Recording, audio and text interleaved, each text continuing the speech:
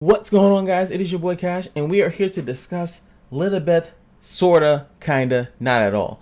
Obviously, they haven't changed her kit on how it works at all. It's pretty much the same exact thing.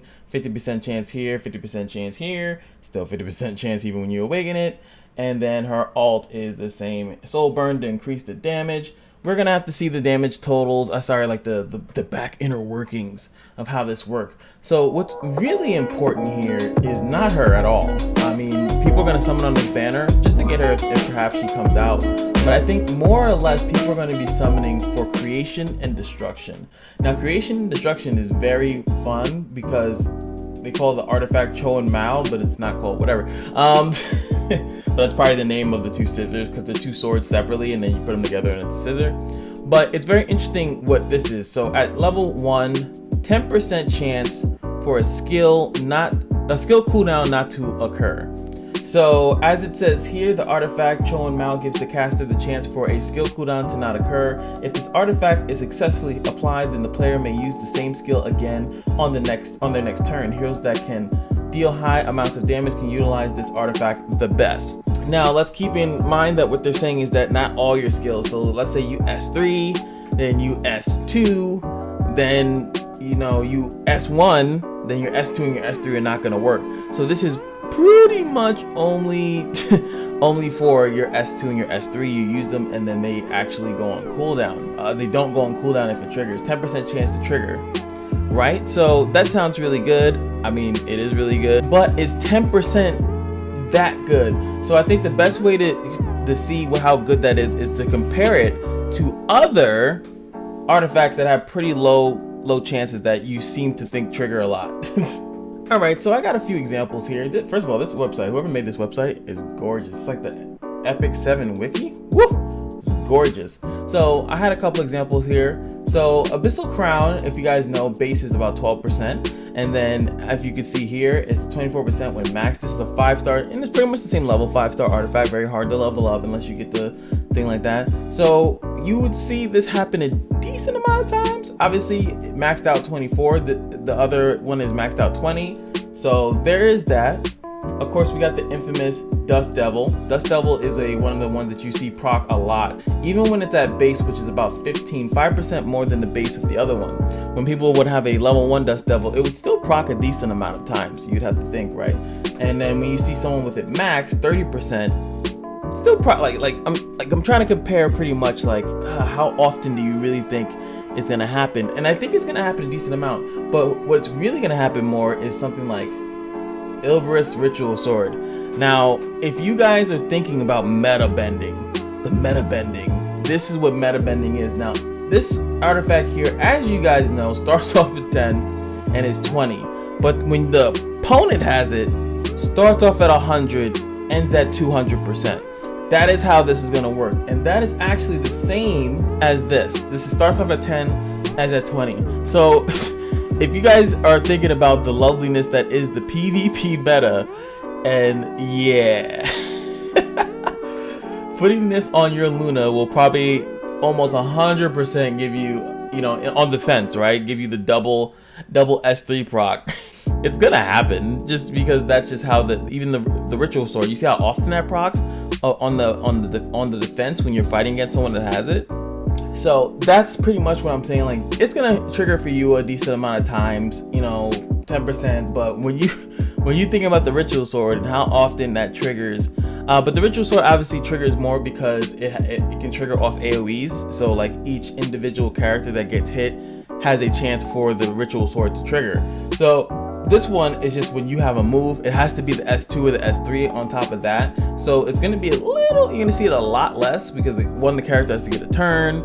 2, the character has to use one of their skills that are on cooldown. Obviously, you kind of want to, I mentioned Luna, right? But you pretty much don't even want to use it. Not that you don't want to use it on Luna, but she has a passive. So characters that I think, because this website, I'm just abusing this website because it just looks so good, right? So good. These are some warriors that I think would really benefit from it. Samia would be really great. Her S2 and S3 both have obviously cooldowns. So you can S3, hope that goes down, and then hit them with it, then you can S3 again. Or you can S2, get the S2 cooldown, and then gives you the S3 again. Gives you like a, what we like to call like a double dip. Like, you know, if the S3 goes in, then you could do it again, and then S2 again after that, and then S3 again. So that could be 3 S3s in a row for Samiya. That is monstrous damage if that goes off.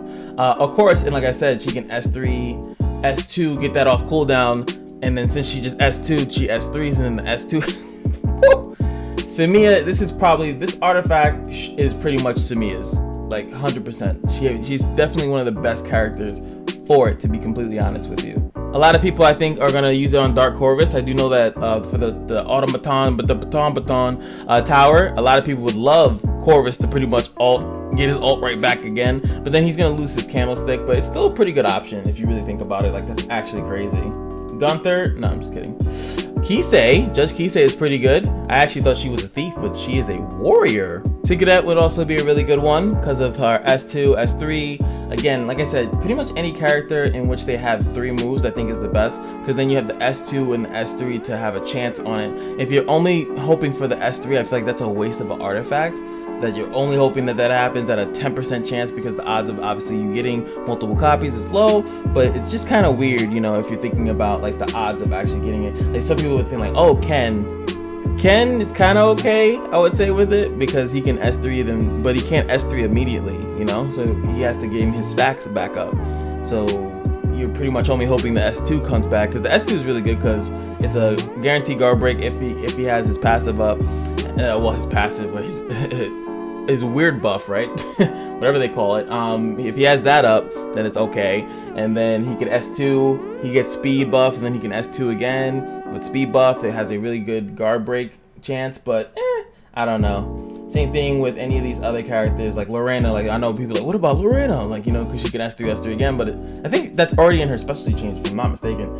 But that's why it comes with Lilibeth, because she has 3 skills. Dingo would be good too. Reset his S3, so he has to cleanse up again, and then the S2 is just DPS, to be honest. But you know, any character that has 3 skills, like, yeah, people, I know, yeah, Assassin Katuja, he can double do his ult, and it's like, I guess, but it just doesn't seem as good unless it's characters like Corvus that have a really strong S3. So you could say that about Luna. Her S3 is very strong, but I feel like Luna's S1 is the strongest thing about her. That thing is nuts.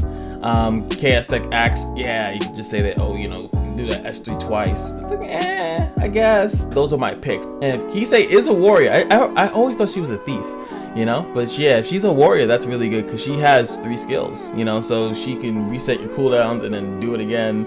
And then she has the S2. I don't even know what her S2 does. I actually had to click on this. So her S2 is the strip and increases damage based on more enemies, and then the S3 is obviously the thing that increases the cooldown. So yeah, this is definitely really good for all the 5 people that have Judge Kisei. Really good stuff.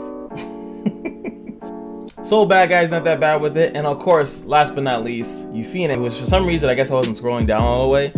It would be good with it too, because she has the S3 and the S2. She has a couple of multi moves. Let me know what character you're going to be using it on. I feel like Samiya is definitely the best though. I think she got blessed by that because of the way her S3 and S2 work. Like the way that it works just seems that if one of them triggers on either of them, and they could always keep triggering, right? It doesn't say, you know, this thing doesn't say that it can't trigger the next turn. So you could S3, S2, S2, S3, S3, S3, S3, just keep cycling like a mad person. So you could really just get a lot of good luck. But like I said, the biggest fear that you guys should have is on defense. If you see a warrior and you see that thing proc, because it's gonna probably proc and tell you, oh, this person's using creation and destruction, pack it up. just pack it up, because that character's gonna go nuts and you're gonna lose. So anyway, that's a fun little video. Hope you guys enjoyed the funness that is this character. Lilibeth is going to be good. Obviously, she's going to be nice with this, but she doesn't have a strip. That's just the weirdest part about her, that she doesn't have a strip, but she has an S2 that does more damage if they don't have buffs, but she has no way of really doing that herself. Yeah, she can S1, but it's 50% chance. Garbage. But now, you can reset her cooldowns for free. Not exactly sure. But anyway, every day here at the Kashino is your lucky day, and I will see you guys in the next video. Peace.